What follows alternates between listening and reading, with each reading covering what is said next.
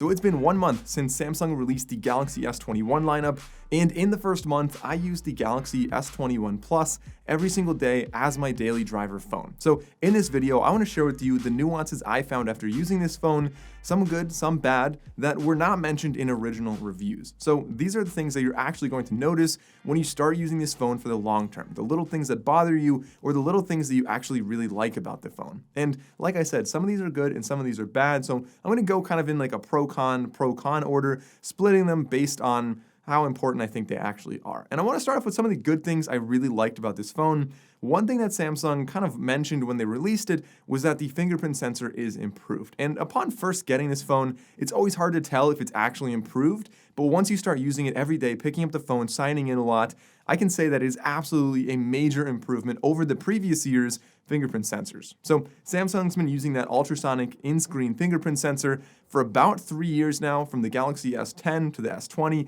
and now the 21. And honestly, the S10 and the S20, even though I got used to it and I got pretty good at it, it was still not uncommon for me to tap my finger on there and have it rejected. But on this one, I found that the space to hit it is actually significantly larger. It's so easy to get, and I find that I almost have no rejections. The only drawback, however, is if your hands are wet. I know it technically should work underwater and stuff, but if your hands are wet, it definitely does not work nearly as well as it does when your hands are dry. So the technology is not quite perfect, but for dry hands, it's definitely a major improvement. And then another big positive with this phone, I actually have to take my own words back from my original review, is the microphones for the video. So if you guys saw my recent comparison between the Galaxy S20 and the S21, you'll know that the microphones are actually significantly better on the S21. Despite not having the camera microphone on the back, which I was confused at first why they didn't put a microphone right next to the cameras, as they always did in the past, but during the video test, I found that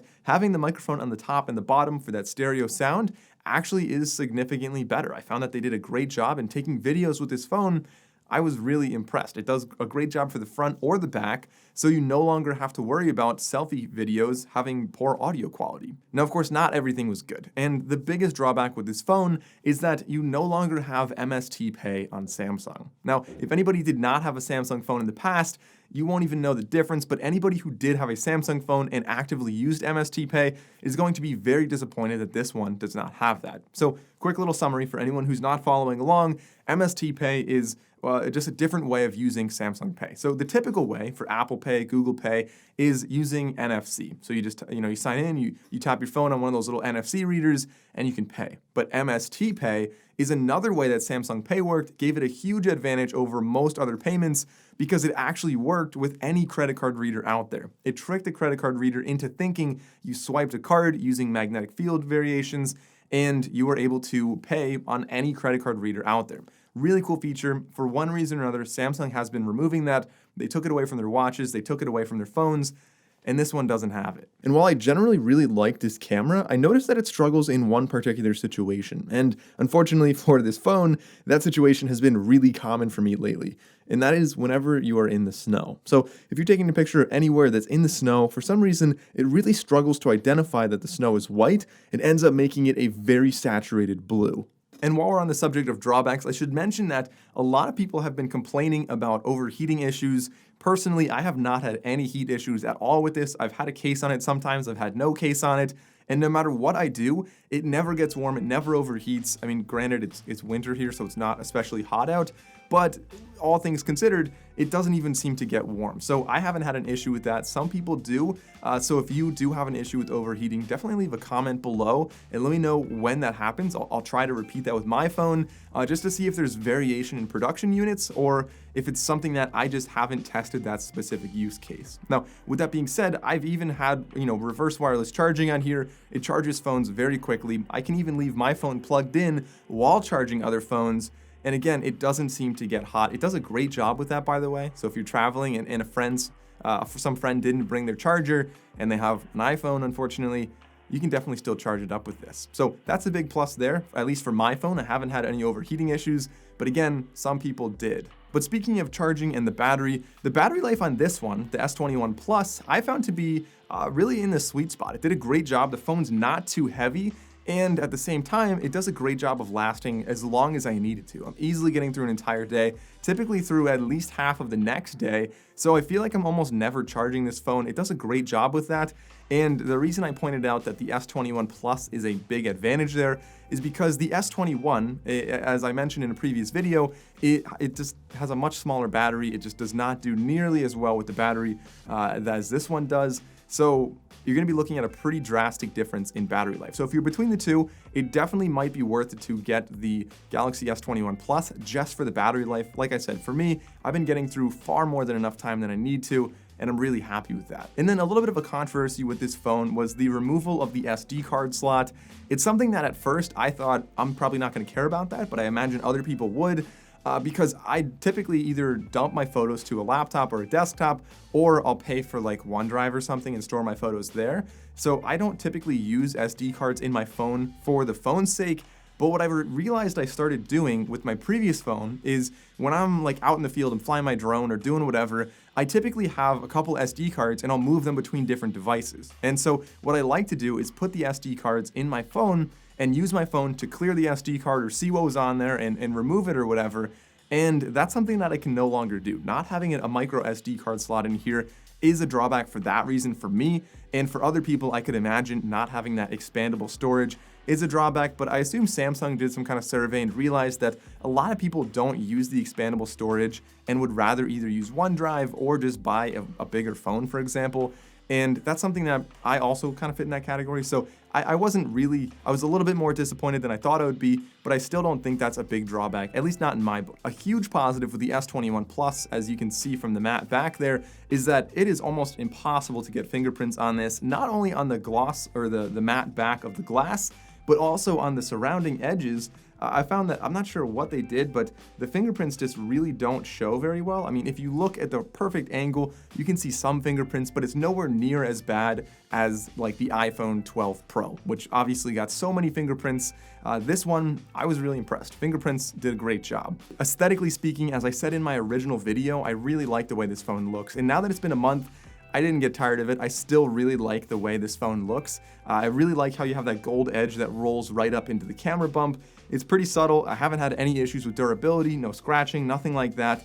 The only thing I would change, again, I think I mentioned this before as well, is I think I would like to have like a matte black skin on the back, so it'd be black and gold. I think that would be kind of cool, but other than that, I really like the aesthetic and the colors of this phone. Really slim, really subtle, and the physical design, I'm very happy with that.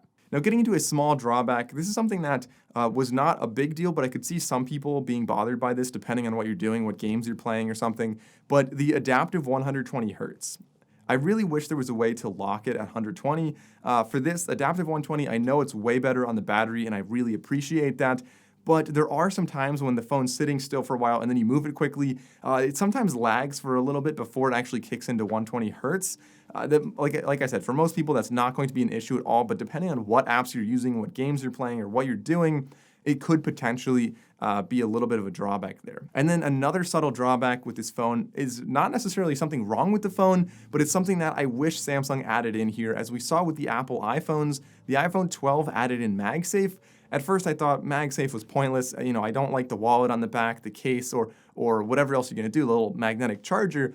But the really great use case of that, in my opinion, was the car mount. So I got a car mount, and I'll link it down below. But if I just get in my car, I just put my phone there, and it sticks magnetically and starts charging. It's something that's great. You don't need any kind of case for it. And I really wish Samsung added something like that. Samsung's usually so good with hardware that I was expecting them to add that into this phone. And after using this for a month, I realized, like, getting in my car, I thought, man, I have to go back to that old, whatever I had before to mount my phone, and it's not going to be MagSafe. Getting back to the positives, I really like the way phones are trending now. So for a while, there was a trend to get more cameras, more stuff on the back. They were cramming more sensors back there, and a lot of it was pretty unnecessary. Nobody needs macro lenses. Nobody really cares about depth cameras. And so here, I really like that Samsung simplified it on the back to just 3 cameras. I know 3 is still kind of a lot, but it's better than having 3 cameras plus depth sensors plus microphones and a lot of other stuff. So the simple aesthetic of the back, I really am much happier about that. It also saves space on the camera bumps. So it kind of keeps things a little smaller, pocket friendly. I mean, this is still a big phone, but it is a little bit more pocketable than, say, like the Note 20 Ultra, for example, where they have the massive bump back there. So definitely trending in the right direction here. And then the last drawback I want to mention is something that I noticed personally. It's whenever I'm driving, I notice that GPS kicks out a lot with this phone, more so than other phones. And maybe that's an anecdotal thing there. Maybe that's not common with other phones, but I noticed that driving in normal areas that have never had issues, it'll just say GPS signal lost. And I'm using Google Maps, so I'm not sure. Maybe it's a Google thing. Maybe it's a S21 Plus thing. But regardless, I had to mention it in this video. So guys, that's pretty much everything I have to say about the Galaxy S21 Plus. As I mentioned before, this is kind of just an incremental improvement over the Galaxy S20. And really, there's some good and bad with that. The bad is that it's not that exciting. You don't have anything really new or innovative on here, other than the aesthetic, of course. But the good thing with that is that everything really works well. There's really few problems I found with this, and I think it's going to be a very strong, reliable contender in the flagship, or at least in the $1,000 range throughout 2021. But of course, there are going to be quite a few phones coming in at the price range. We're so early in 2021, so I'm excited to see how this one actually ages, how it holds up against the competition. But for now, I like this phone. I'm impressed with it. Guys, I hope you enjoyed this video. If you did, consider liking and subscribing. If you haven't seen my original review, I'll link that down below and maybe like right here or up there. Thanks for watching, guys. I'll see you next time.